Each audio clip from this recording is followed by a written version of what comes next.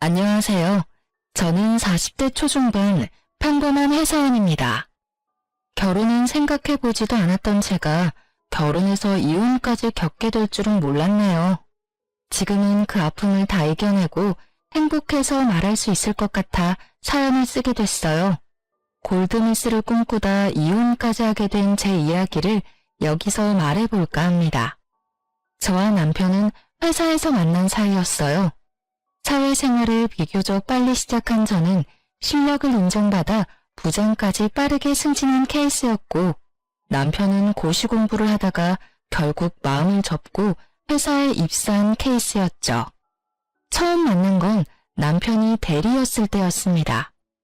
저는 자기 관리를 잘하는 능력 좋은 골드미스로 회사에서 꽤 많은 남자의 고백을 받았지만 결혼은커녕 연애도 생각하지 못했어요. 일을 너무나 사랑하기도 했지만 제가 생리불순이 심각했고 그로 인해 배란도 일정치 않아 아이가 생기기 힘든 몸이라는 진단을 받았었거든요. 이런 상황들을 만나는 사람에게 설득하고 싶지도 않았고 그렇게 할 만한 남자를 만나지도 못했습니다. 당시의 남편은 키도 훤칠하고 사교성도 좋은 사람이었어요. 저 부장님, 곧 퇴근하실 시간인데 저녁 같이 어떠세요? 아, 퇴근. 먼저 퇴근하세요. 나는 할 일이 더 남아서. 부장님, 일하시더라도 식사는 하셔야죠. 저랑 같이 저녁 드시고 일하시죠. 그래요. 밥은 먹어야 하니까. 남자를 만날 생각이 없다고 하더라도 굳이 오는 남자를 다 막아야겠다는 생각은 아니었고 호감형의 남자를 마다할 이유도 없다는 생각이 들더라고요. 가볍게 저녁 한 끼 정도야 부하 직원과 할 수 있는 거라는 생각도 들었고요. 부장님, 네? 부장님은 왜 연애 안 하십니까? 내 일만 하기에도 하루가 짧고 난 일이 좋으니까요. 그리고 사적인 대화는 자제하죠. 저는 부장님이랑 사적인 대화도 꽤 하고 싶은데요. 네? 아, 이들이 이런 얘기하려고 저녁 먹자고 한 거라면 저는 일어나 볼게요. 사적인 대화가 꼭 남녀 간의 대화만 있는 건 아니잖아요. 친구도 안 되나요? 글쎄요. 직장 상사와 친구로 지내는 게 가능할까요? 가능한지 한번 보시죠. 그래도 퍽퍽한 세상에 내 마음 터놓을 사람 있으면 나쁠 것 없지 않을까요? 남편의 청산유수 같은 말에 홀린 듯 그렇게 남편과 가까운 사이가 되었고 그 인연은 반복되어 연인으로 이어졌습니다. 연인이 되었다고 한들 제 생각에는 변함이 없었죠. 제가 아이를 갖기 힘들다는 건 여전히 변함없는 사실이었으니까요. 자기야, 우리 이제 결혼 얘기할 때도 되지 않았나? 얘기했잖아. 나는 결혼 생각 없고 연애만 하기로. 그래서 동의하고 만나는 거 아니었어? 알지. 무슨 말인지 아는데 정작 자기가 아프면 내가 보호자가 되어줄 수 있잖아. 결혼하면 좋은 것도 있는데 왜 무작정 싫다고만 하는 거야. 남편의 말에 마음이 흔들리더군요. 부모님이 돌아가시면 외동인 제가 의지할 수 있는 사람은 남편밖에 없었습니다. 막상 제가 아플 때 부모님이 속상해하시던 걸 생각하니 더 마음이 좋지 않았고요. 제가 혼자 남을 것을 매일 걱정하던 부모님이었습니다.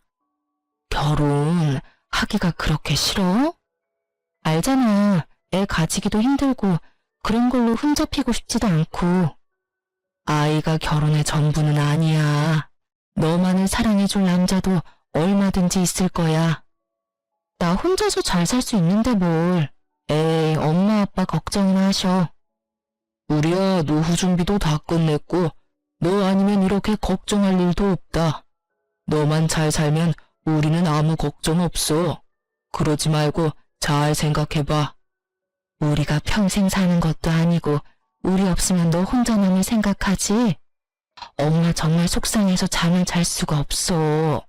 왜 너처럼 잘난 애가 혼자 살려고 하는 거야? 아이를 아예 못 갖는 것도 아니고 힘들다는 얘기지 않니?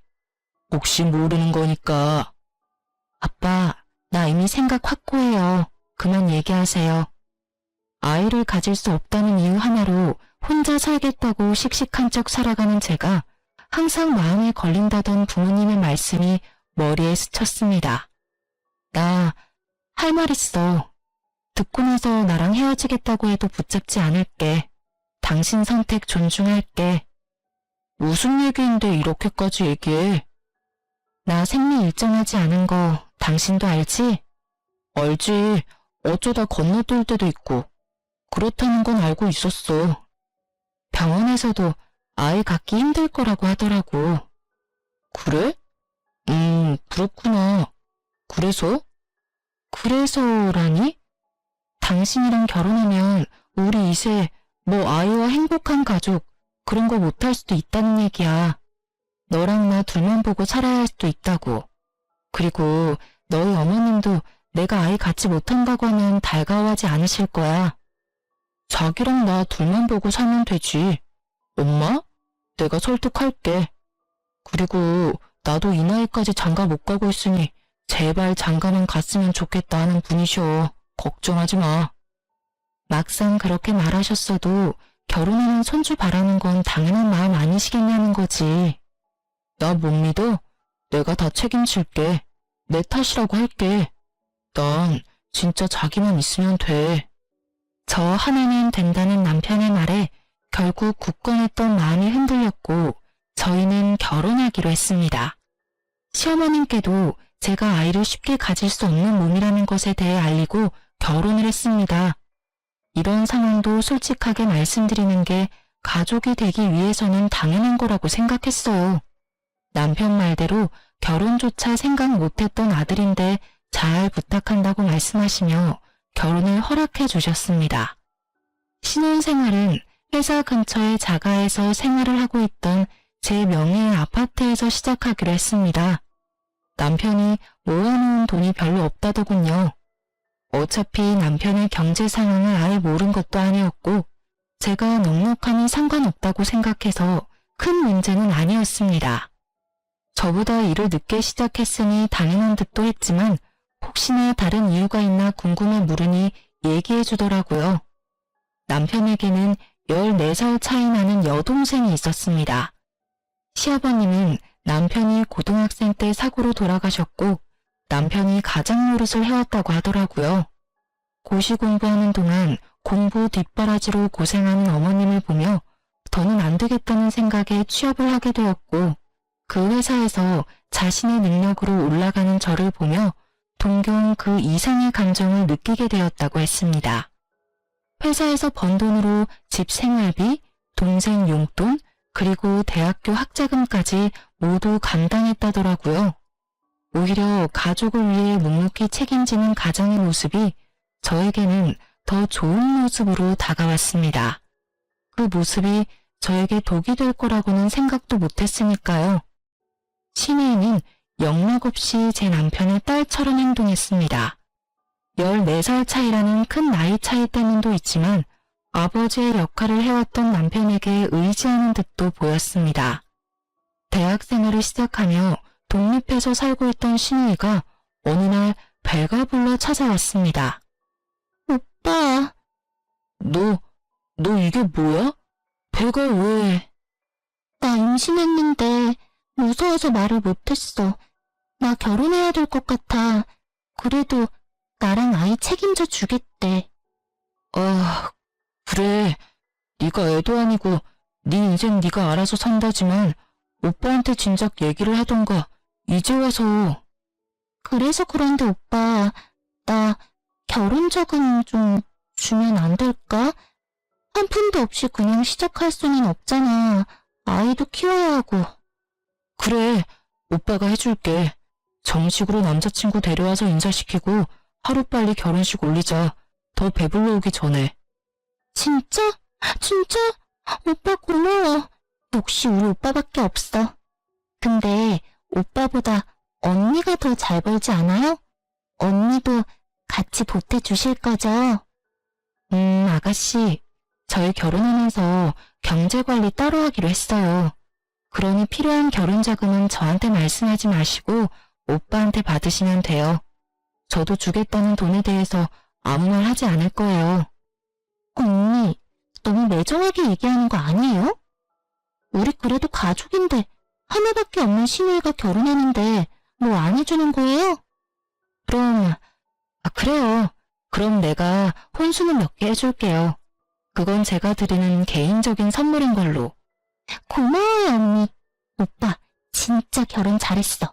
언니 최고예요. 신우이가 가고 나서 남편과 얘기를 했습니다. 자기야, 자기 동생한테 줄 돈 혹시 나랑 살면서 모으기 시작한 그 돈 주려고 하는 거야? 뭐 이런 일이 생길까봐 모아놓았던 거니까. 내가 돈 보태주지 않는 거 서운하게 생각하지 마. 애초에 우리 결혼할 때부터 약속했잖아. 알지. 그래도 우리가 남은 아니니까 혼수 정도는 해주고 싶었어. 그 정도까지만 할 거야. 고맙게 생각해. 사실 아무것도 안 해줘도 할 말 없고. 그동안 우리 엄마한테 종종 당신이 용돈도 따로 드리는 거 알고 있었어. 미안해서 말 못하고 있었지만. 그건 당신과 무관하게 내가 어머님께 드리고 싶어서 드리는 거니까 마음에 두지 마. 그렇다고 미안한 마음에 우리 엄마나 아빠한테 따로 돈 드리거나 하지도 말고. 우리 부모님은 내가 챙길 테니까. 알았지? 사실 저희가 결혼을 하며 결혼 계약서를 작성하고 공증을 받아놓았습니다. 부모님이 아니면 저 혼자 살아가야 하는 인생에 남편을 믿고 결혼하기는 하지만 형제가 없는 저는 부모님이 무슨 일이 생기면 제가 다 감당해야 하는 상황이니 부모님께 남편 눈치 보며 용돈 드리고 싶지도 않았고 각자 부모님과 집안에 대해서는 각자 하는 게 맞다고 생각했거든요. 그래서 결혼 계약서에 서로의 집안에서 발생한 상황은 본인의 돈으로 처리하도록 하고 자금 관리도 각자 하는 것으로 했습니다.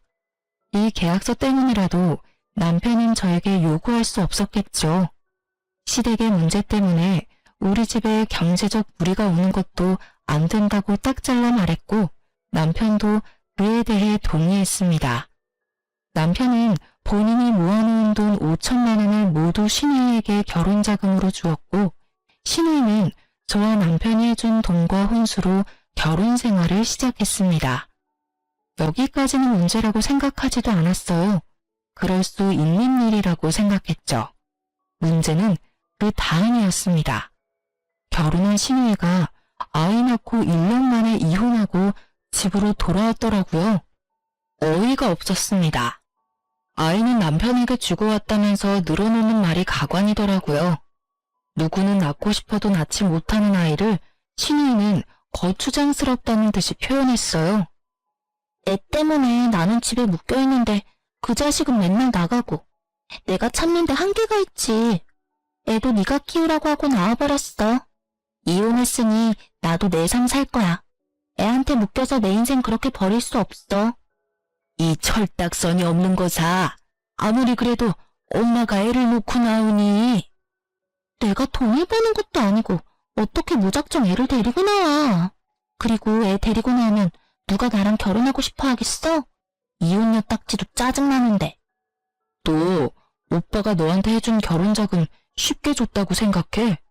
너 행복하게 잘 살았으면 해서 다 털어준 건데 이게 지금. 그건 나도 미안하게 생각해. 그런데 오빠한테 미안하다고 내 인생을 망칠 수는 없잖아. 이왕 이렇게 된 거 알바라도 하면서 본인 인생 어떻게 살지 잘 생각해 보세요. 오빠한테 지원을 바란다거나 그러지 마시고. 언니, 제가 언니한테 뭐 해달라고 했어요? 언니가 왜 그렇게 얘기해요? 오빠도 아무 말 안 하고 있는데. 어디서 대들어. 네가 잘한 게 뭐가 있다고. 조용히 해. 네 인생 그렇게 살고 싶다 했으니 어디 한번 혼자서 잘해봐. 그렇게 신우이와 단판을 짓고 집으로 돌아왔고 한동안 조용히 지내는 신우이를 보며 그래도 정신 차리고 잘 지내는가 보다 생각했죠. 하지만 사람은 그렇게 쉽게 바뀌는 게 아니라더니 신우이라고 다를 게 없더군요. 저희 집에 본인 남자친구라며 남자 한 명을 데려왔어요. 결혼하고 싶다고 그러더라고요. 이렇게 인사시킨다며 남자를 데리고 온 게 이혼하고 돌아온 지 불과 6개월 만이었습니다. 기가 막히더군요. 정신 차리고 살고 있나 했는데 그게 아니었어요. 남자 만나느라고 정신이 나가 있는 거였습니다. 그리고 남편과의 대화로 몰랐던 사실을 하나 더 알게 됐어요. 오빠, 언니, 제 남자친구예요. 저희 결혼하려고요. 근데 저기 지금 무슨 말을 하고 있는지 알아요? 혹시 남자친구분도 알고 있나요? 네, 알고 있습니다. 혼인했던 적이 있는 거 알고 있어요.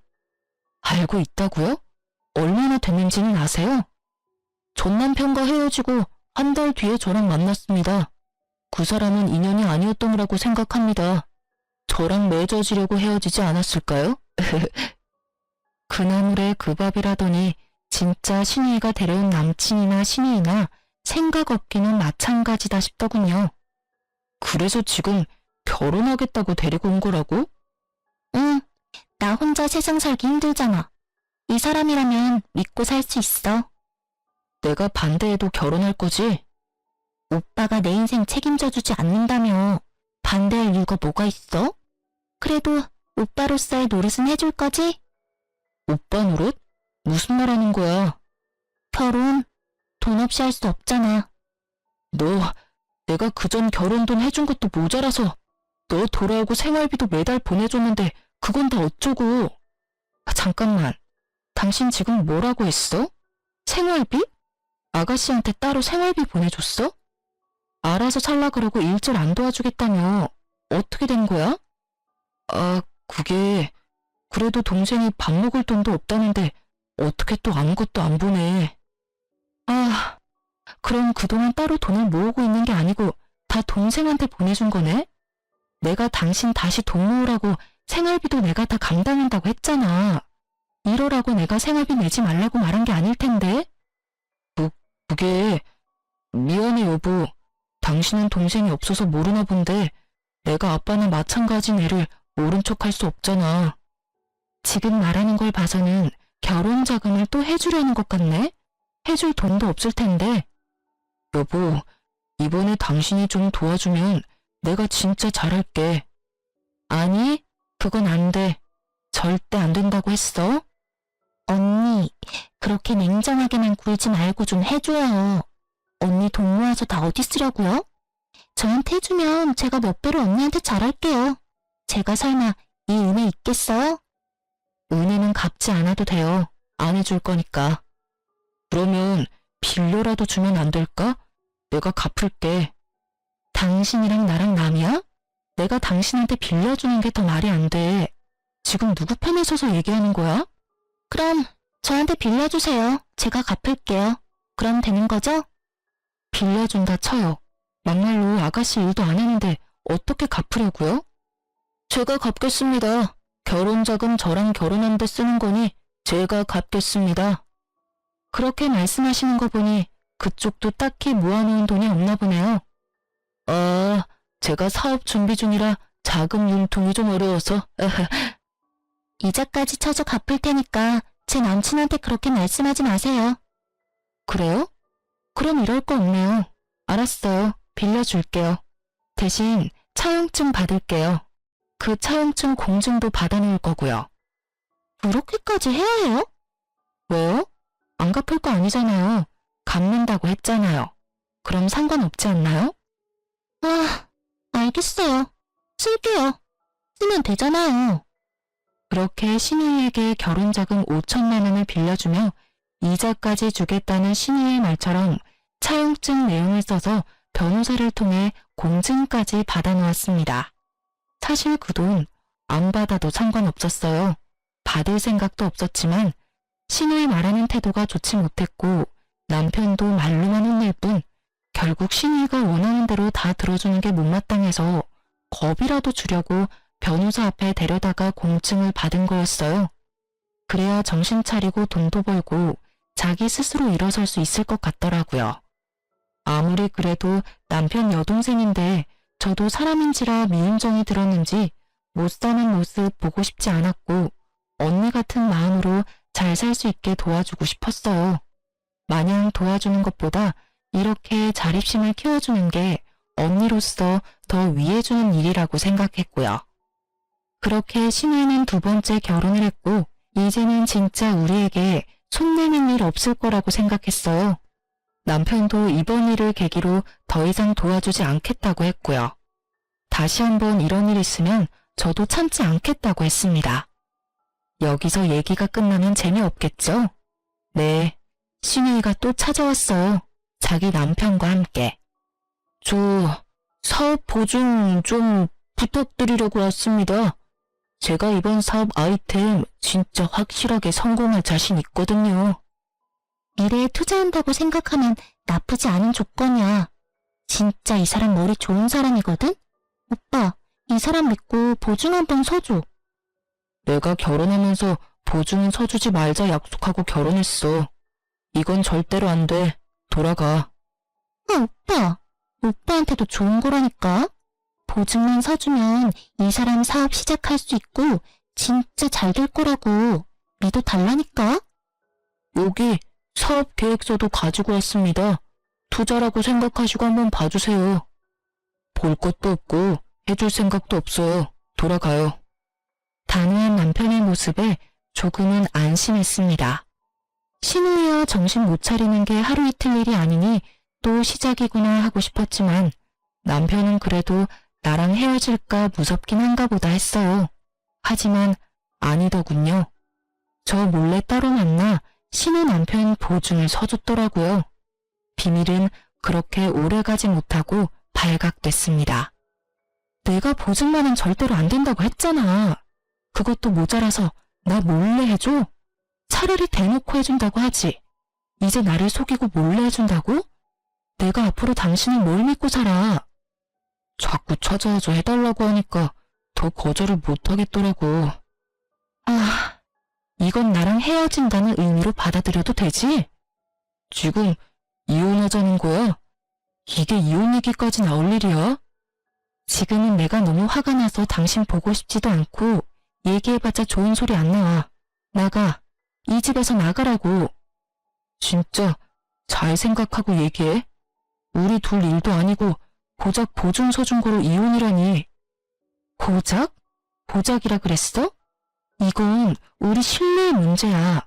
생각할 시간이 필요해. 나가줘, 이 집에서. 남편은 집을 나가 시어머니 집으로 향했는지 곧장 시어머니께 전화가 왔습니다. 애미야, 여동생네 보증 하나 서줬다고 이혼이라니? 이게 말이니? 가족끼리 보증 그게 뭐 못할 일이라고 이렇게까지 한다니? 어머니, 이건 아범과 저 신뢰가 깨진 문제예요.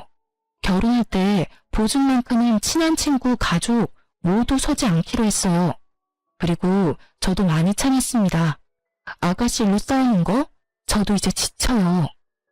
엄마, 나 바꿔줘봐. 저기 언니. 아가씨, 어때요? 아가씨 때문에 오빠가 이혼하게 생겼네요? 언니, 저도 언니가 하는 말에 그동안 상처 많이 받았지만 가족이라 참았는데요.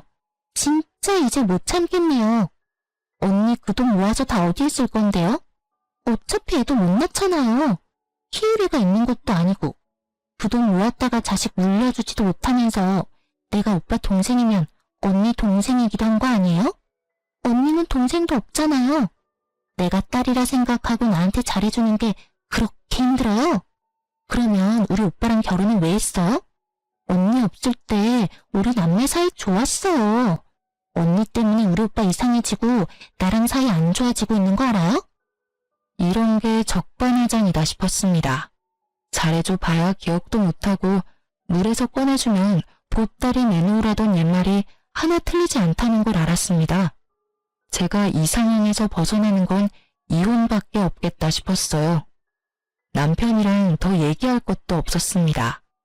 전화로 저렇게 함부로 얘기하는 신우이를 가만히 놔두고 옆에서 묵묵히 듣고 있었던 건 이 상황, 이 말에 모두 동의한다는 것밖에 안 되는 거였어요. 제가 이혼을 하기로 마음먹은 이상 제대로 잘라내야겠다고 생각했습니다. 전 혼자서도 세상을 살아내야겠다고 생각하고 늘 대비해오던 사람이었기 때문에 이런 상황에 대해서도 대처해 놓았어요. 제 성견 진영이 빛을 발하는 순간이었습니다. 결혼 계약서와 신우이에게 빌려준 돈에 대한 차용증을 들고 시댁으로 향했습니다. 이게 뭐니? 결혼 계약서? 너희 이렇게 남보다도 못하게 살고 있었니? 부부 사이의 계약서라니? 이게 무슨 말도 안 되는 상황이야? 이럴 것 같아서요. 저는 제가 스스로 챙겨서 살아야 하거든요. 아가씨 말씀대로 저를 부양해줄 자식이 있는 것도 아니고 저랑 같이 슬픔을 나눠줄 형제 자매도 없어서요. 그래서 당하고 살지 않게 항상 대비를 해뒀을 뿐이에요. 이딴 게 무슨 소용이 있어? 소용이 없을 리가요? 공증까지 다 받아놓았고 계약서에 적힌 대로 이행하는데 문제가 없다는 것도 확인하고 왔어요. 저희 재산 관리 따로 해왔고 제 재산 증식에 보탬을 준 적도 없으니 제 재산에 대한 분할은 아마 없을 겁니다. 그러기로 계약서에 서명도 했고요.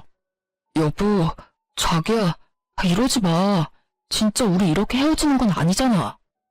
난 이미 여러 번 기회를 준 것 같아. 가족들 일이 우리 가정 문제로 번지지 않게 해달라고 부탁했잖아. 아주 여러 번. 이제는 이해해줄 수 있는 인내심이 남아있지도 않아. 당신 없이 못 산다는 거 알잖아. 이러지 말자 정말. 협의 이혼으로 깔끔하게 끝내자. 머리 아프게 하지 말고. 아무리 그래도 결혼해서 같이 산 시간이 있는데 나보고 한 푼도 받지 말고 나가라는 건 아니지 않냐? 협의 이혼하자는 말에 발끈한 이유는 저랑 헤어지고 싶지 않아서가 아니었습니다. 제 재산, 그걸 나눠받지 못한다는 이유였어요. 저를 사랑해서 저를 놓지 못하는 게 아니었습니다. 이때까지 내가 알던 사람이 만나 혼란스러웠고 머리를 한 대 맞은 것 같은 충격까지 오더군요. 솔직히 제가 헤어지겠다고 하면 가족을 버리고라도 저와 살겠다고 할 줄 알았거든요. 자기가 아무리 퍼줘도 밑 빠진 독처럼 오빠한테 바라기만 하는 신우이, 그리고 그 신우이마저 안타깝다는 생각으로 오히려 아들에게 요구하는 시어머니, 그 사람들을 두고 저를 선택할 거라고 생각했어요. 적어도 전 그 사람에게 피해를 주지도 않았고 시댁 식구들만 아니라면 저희 사이에는 그 어떤 문제도 없다고 생각했거든요. 그런데 막상 끝까지 간이 나오는 말은 제 재산을 나눠주지 않는 건 좀 열받는다는 말. 정신 차려야겠다 싶었습니다. 내가 이런 사람을 믿고 살려고 했다니 이 사람에겐 내 재산 한 푼도 아깝다. 절대로 빈틈을 보이지 말아야겠다. 그 어떤 동정도 절대 하지 않을 거라 다짐했습니다. 당신이 내 재산에 보태준 게 뭐가 있어? 오히려 내가 당신한테 보태주지 않았나? 이런 식이면 당신 동생한테 빌려준 돈, 이것도 차용증 있는 거 알지? 이것도 받아낼까? 당신 봐서 이건 안 받고 헤어지려 했는데 이런 식이면 이것까지 그냥 다 받아내고. 아이씨, 진짜. 제 할 말을 다 하니 남편은 소리 지르는 것 말고는 아무 말도 못하더라고요. 그렇겠죠. 할 말이 없을 수밖에요. 만약의 경우 최악의 수를 생각하여 준비했던 것이 도움이 될 날이 오리라고는 상상도 못했는데 역시 믿을 건 저 자신밖에 없다는 생각이 더욱 확고해졌습니다. 결국 남편은 협의이혼 합의서에 서명했고 이혼을 진행하게 되었습니다. 제 재산을 건드리지 않는 이상 소송을 할 이유도 없었고 이혼에 제 에너지를 소비하고 싶지도 않았습니다. 그래도 이 상황에 무난하게 이혼하게 되었다는 생각으로 지내고 있었어요. 그런데 이 사람 저한테 속인 게 하나 더 있더군요. 변호사가 남편 재산을 파악하는 와중에 발견한 게 있다며 연락이 왔습니다. 저에게 말하지 않고 구입해둔 소형 건물이 있다고. 제가 신우의 혼수를 해주고 신우의 재혼 비용을 빌려주는 동안 남몰래 자기 앞으로 건물을 사두며 결국 나보다 더 재고 따진 건 남편이었구나. 그 생각에 눈물이 앞을 가렸습니다. 이 사람 나밖에 믿을 사람이 없다더니 나를 제일 못 믿고 살았구나. 심지어 이 건물을 시어머니 명의로 바꾸려 했나 보더라고요. 혹시 모르니 변호사가 가압류부터 걸어놓자 했었는데 이래서 전문가의 도움이 필요하구나 싶었습니다. 저를 바보로 알았나 봐요. 이 정도로 허술하게 재산을 은닉한 걸 보면요. 남편은 당연히 시어머니 명의로 변경하지 못했고 이에 대해 재산 분할 청구를 했습니다. 괘씸한 마음이 들어 신우이에게 빌려주었던 돈도 강제 집행을 요청했고 그 돈까지 모두 받아냈습니다. 그러자 가만히 있던 남편 쪽에서 연락이 오더라고요. 당신 동생한테 쓴 차용증 빌미로 강제 집행해서 그 돈을 결국 다 받아갔더라?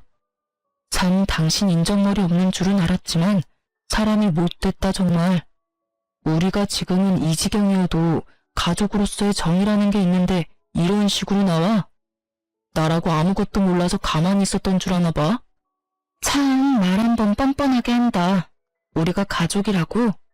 가족이어서 건물 있다는 것도 속이고 네 여동생이 잘못해서 이렇게 된 우리 상황 생각 안 하고 나한테 인정머리 없다고? 그래, 네가 아는 게 뭐길래 이렇게 말하나 한번 드러내 볼게. 너만 변호사 있는 줄 아냐? 나도 변호사 있거든? 장인어른이 준 돈이 있다는 얘기도 안 했더라? 야, 너도 그렇게 철저히 숨겼으면서 나를 욕할 입장은 아닌 것 같은데? 그 돈, 우리 부모님이 본인들 혹시나 안 좋은 일 생기면 그때 쓰라고 주신 비상금이야. 본인들 나중에 장례식 때 쓰라고 준 비상금이나 마찬가지라고. 내가 쓸 돈도 아니고 그래서 너한테 말할 이유도 없고. 한두 푼도 아니고 그 큰 돈을 말 안 하고 있었던 이유로 참 좋은 이유 든다. 내가 그 돈 가만히 두나 봐. 나도 재산 분할 청구 소송할 거야. 어디 한번 해보자고. 마음껏 해봐. 능력 있는 변호사 쓰고. 하긴 능력 있는 변호사 썼으면 지금 나한테 이렇게 전화해서 말하는 짓이 얼마나 멍청한 짓인지 알았겠지. 변호사 말이 부모님께서 증여해준 돈은 재산 분할 대상에 해당하지 않는다더군요. 만약 건물을 구입해서 그 건물값이 올라갔다거나 주식을 사서 재산이 증가했다면 분할 대상이 됐을 수도 있지만 단순히 증여받은 돈 자체를 분할 요청할 수 없다고요. 어차피 건드릴 생각도 없는 돈이었지만 부모님도 혹시나 하는 마음에 그냥 비상금으로 두고 있으라고 하셨었거든요. 결국 남편의 재산 분할 요청은 받아들여지지 않았습니다. 본인의 건물값이 구입했을 때보다 꽤 올라 저는 많은 재산 분할을 받게 된 것에 비해 본인은 받은 게 없으니 열이 꽤 받았는지 핸드폰에 불이 날 정도로 전화를 해대더군요. 받아봤자 들을 말 뻔했고 하고 싶은 말도 없던 저는 다시는 연락하지 말라는 문자와 함께 번호를 차단했습니다. 그렇게 남편과는 더러운 꼴을 다 보고 이혼하게 되었습니다. 이혼 후에도 계속 같은 회사에 근무했던 저와 전 남편은 듣고 싶지 않아도 서로의 소식을 들을 수밖에 없었습니다. 한동안 눈치 보며 저에게 남편 얘기를 하지 않던 직원들이었지만 아무리 쉬쉬해도 들리더라고요. 서로 같은 회사 근무하고 있다고 하더라도 근무 부서가 달랐고 근무 층수도 달랐기 때문에 마주칠 일은 많지 않았습니다. 꼴 보기 싫었을 텐데 그만두지 않은 이유요? 제가 그 사람 때문에 굳이 피해볼 필요가 있을까 싶었습니다. 이혼의 원인이 저 때문도 아니었고 따지고 보면 남편도 아닌 가족이 이유였기 때문에 사람들에게는 성격 차이로 이혼했다고 말했고 남편이 저에게 그렇게 더러운 꼴까지 보인 줄은 몰랐겠죠. 몇 년이 지나고 회사에는 큰일이 생겼습니다. 웅성대는 직원들에게 무슨 일이냐고 묻자 말하기를 주저하더라고요. 무슨 일인데 이 난리야? 아, 그게 부장님. 뭔데? 큰일이야? 재무부 직원이 공금 횡령을 했대요. 횡령? 누가 그렇게 멍청한 짓을? 그 부장님 전 남편분이라던데요. 어? 이 대리 말하는 거야? 네, 심지어 요번이 처음도 아니래요. 얘기를 듣자 하니 이혼한 저조차도 안타깝다 싶을 정도로 처절하더군요. 저와 이혼 후 신우이 남편의 사업은 결국 망했고 그 사업에 보증을 서준 남편이 그 빚을 다 떠안게 됐답니다. 억 단위의 빚이 생기니 버는 족족 다 차압당하게 되었고 생활도 좋지 않았다네요. 그래서 사는 게 녹록지 않으니 뭐라도 해보겠다 싶어서 공금 쪽에 손을 댔나 했는데 알고 보니 횡령이 처음이 아니었습니다. 저랑 살기 전부터 조금씩 횡령을 해왔더라고요. 전부터 조금씩 해오던 공금 횡령으로 주식 투자를 해 돈을 불려 그 돈으로 건물을 샀더라고요. 그렇게 겁없이 계속 횡령을 해오다 이번에 회사 감사가 진행되며 걸리게 되었고 해고는 당연한 결과였습니다. 해고된 남편은 결국 징역을 살게 되었다고. 사람 인생이 이렇게까지 망가질 수 있구나 싶은 순간이었습니다. 저와 같이 살던 사람이 징역까지 살다니. 드라마에서나 있을 일이 이렇게 내 주변에도 벌어질 수 있는 거구나 싶었어요. 전 남편이 징역을 살 동안 저는 더 치열하게 회사 생활을 해나갔습니다. 그리고 이제는 누구에게도 의존하거나 의미 부여하지 않고 저 혼자 잘 살아가리라 생각했습니다. 인연이라 생각했던 사람이 참 좋지 못했으니까요. 그런데 인연은 따로 있다더니 제가 이 사람을 만나려고 그랬을까요? 회사 거래처에서 만난 사람의 다정한 모습에 또 한 번 사람을 믿고 싶어지더라고요. 겁도 났습니다. 전 남편도 분명 처음에는 좋은 사람이었고 좋을 거라 생각했기 때문에 혼자 살려 했던 제 인생을 걸 만큼 사랑해서 결혼했던 거니까요. 그러나 한편으로는 그런 생각도 들더라고요. 내가 그 못난 사람 때문에 나에게 다가온 좋은 인연까지 놓쳐야 하는 걸까? 내 인생을 그 사람 하나 때문에 겁내며 살 필요가 있을까? 하는 생각이요. 결국 저는 거래처 사장이었던 남자와 재혼을 했습니다. 개인 사업자인 지금의 남편은 너무나 가정적인 사람이었어요. 자기의 장래 희망이 아내 외조하는 남편이었다고 할 만큼이요. 말뿐인 사람이 아니었어요.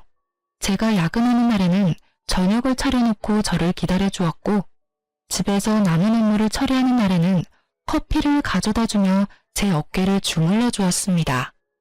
저에게 불안감이라는 것을 주지 않는 사람이었고 그리고 일을 사랑하는 저를 잘 이해해주는 사람이었습니다. 당신이 하고 싶은 일 마음껏 해. 나 집안일 진짜 잘해. 내가 당신 외조해줄게. 정말 고마워. 당신이 그렇게 말하니 나 정말 마음이 좋다. 그리고 제가 가장 두려워했던 아이 문제. 그리고 우리 한번 노력해보지 않을래? 아이 말이야. 물론 아이 없이 당신과 둘이어도 너무너무 행복해. 근데 지나가는 아이들 보고 당신 슬픈 눈 하는 거 너무 마음 아파. 우리 노력해보고 안 되면 그때 우리 둘이 행복하게 살아도 좋잖아. 그래, 당신이랑 노력한다면 아이 생기지 않아도 그 과정도 행복할 것 같아.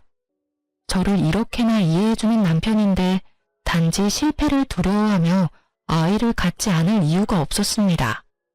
설령 아이를 가지지 못한다고 하더라도 제 슬픈 마음을 잘 위로해줄 수 있을 거라고 믿었습니다. 저희는 적극적으로 난임 병원에 다니며 아이를 가질 수 있도록 노력했고 저희의 마음을 하늘이 알아준 것처럼 저희에게 예쁜 아이가 찾아왔습니다. 지금의 남편은 임신 기간 내내 정말 제가 무슨 여왕인 듯 떠받들더라고요. 이렇게 행복해도 되나 싶을 정도로 행복한 시간이었습니다. 임신 기간 내내 혹시나 하는 불안감은 괜한 생각이라는 듯이 건강하게 자라 태어난 저희 아이는 지금의 남편을 닮아 잘 웃고 착한 아들이었습니다. 아이를 낳고서 회사를 그만두어야 하나라는 생각을 하는 저에게 자기가 아이를 돌볼 테니 제 일을 계속하라던 남편이었습니다. 오히려 저보다 아이를 잘 본다 싶을 정도로 아이 육아를 너무나 잘해줬어요.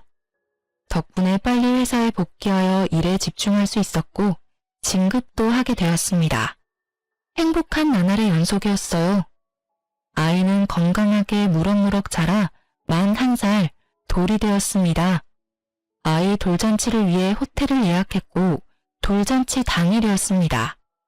양가 식구들과 친척들을 초대해 소소하게 진행한 돌잔치였어요. 그리고 그 사이에서 음식 서빙을 하고 있던 전 신우이를 보게 되었습니다. 황급히 얼굴을 피하더군요. 저는 일부러 전 신우이를 불렀습니다. 서빙하느라 수고가 많네요. 여기 팁. 열심히 살아요. 다른 사람 덕으로 살려 하지 말고 자기가 벌어서 사는 삶을 살아요. 저 행복하게 살고 있어서 몰랐었는데 마음에 응어리가 남아있었나 보더라고요. 예시미에게 그렇게 흔수를 던지고 나니 마음에 있던 돌멩이가 사라진 기분이었습니다. 돌잔치를 끝내고 집으로 돌아와 요리할 힘도 없던 저희는 배달 음식을 시켜 먹기로 했어요. 참 정말 이런 일은 꼭 하늘이 장난을 치고 있는 게 아닌가 싶을 만큼 한 번에 일어나더라고요. 저희 집 앞에 서 있는 배달기사는 전 남편이었습니다. 징역 살고 나와 배달 일을 하고 있다는 소문은 들었었는데 설마 우리 집으로 배달 오겠어? 싶던 생각은 역시나 현실이 되었습니다. 어떻게 여기에... 그건 내가 할 말이고 이젠 이쪽 배달은 안 왔으면 좋겠네. 보기 거북하니까. 여보, 음식 받았어?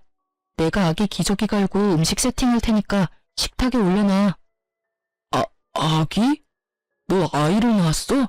못 낳는다고 했잖아. 어떻게 된 거야? 글쎄 말이야. 당신이랑은 그렇게 안 생기던 아이가 이 사람이랑은 생기더라고. 당신 문제였나 봐. 아이 안 생기는 건.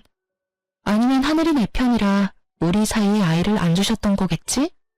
저를 원망하는 듯 애처로운 듯 바라보는 전 남편의 눈빛을 뒤로하고 문을 보란 듯이 쾅 닫았습니다.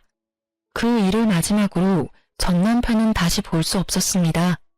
자신의 동생을 위해서 최선을 다하는 오빠였지만 정작 자신의 가정은 지키지 못했던 전 남편은 그렇게 위하던 여동생 때문에 좋은 직장도 잃고 정가가 있는 사람이 되어버렸더군요. 남편에게 은혜를 갚겠다던 신우이는 본인의 빚 갚기에도 급급한 사람이 되었고요. 자기만 믿으라던 전 남편의 가머니절에 속아 결혼했지만 만약의 경우를 생각해 대비해놓은 것이 다행이다 싶습니다. 여전히 현재 결혼 생활에서도 서로의 비상금은 지켜주며 생활하고 있습니다. 전 남편이 저에게 나쁜 영향만 준 것은 아닌 것 같아요. 여자라고 해서 무조건 집에서 살림만 해야 하는 게 아니라는 것도 알았고 적어도 자신의 가족이 위기에 닥쳤을 때 서로의 눈치를 보지 않고 해결해 줄 수 있을 정도의 능력은 유지하며 살아가는 게 좋겠다는 생각에 더욱 확신해 주었거든요. 그리고 가정을 이루었다면 무엇보다 그 가정에 충실해야 하는 게 맞잖아요. 제 가치관이 틀리지 않았다는 걸 몸소 증명해준 전 남편. 만일 전 남편이 신우이나 신모가 아닌 저를 선택했다면 지금의 상황도 조금은 달라져 있을까요? 글쎄요. 전 결국 전 남편은 똑같이 우리가 아닌 자기 가족만을 선택했을 거라 생각합니다. 가족의 개념이 저와는 다른 사람이었다고 생각하니까요. 저와 같은 가치관을 가진 지금의 남편은 저와 같은 생각을 많이 하는 사람이어서인지 저의 의견을 많이 존중해주며 의견의 차이가 난다고 하더라도 그 중간점을 잘 찾아 타협해 나갈 줄 아는 지혜로운 사람이네요. 무엇보다 여전히 절 많이 아껴주고 절 존중해주고 있습니다. 저희에게 찾아온 보물 같은 아이도 별탈 없이 잘 크고 있고요. 인연이 아니라면 놓을 줄도 알아야 진짜 좋은 인연을 잡을 수 있다는 걸 알았네요. 인연과 함께라면 기적이 일어날 수 있다는 것도요. 제가 계속 신혜와 시댁을 향해 희생하다 못해 저에게까지 같이 희생하기를 강요하는 전 남편과 같이 살았다면 지금의 이런 행복한 삶은 살 수 없었겠죠. 맞지 않는 부분을 맞춰나가는 게 부부이지만 그 부분이 너와 내가 아닌 다른 가족들에 의한 것이라면 끊어내지 않는 한 힘들 수 있을 것 같습니다. 저의 경우처럼요. 언젠가 나아지겠지라는 생각으로 참기보다는 본인을 위한 선택을 하는 게 좋지 않을까 생각해 봅니다. 여러분, 날씨가 갑자기 추워졌네요. 항상 따뜻하게 입으시고 건강 조심하세요. 기나긴 제 이야기 들어주셔서 감사합니다.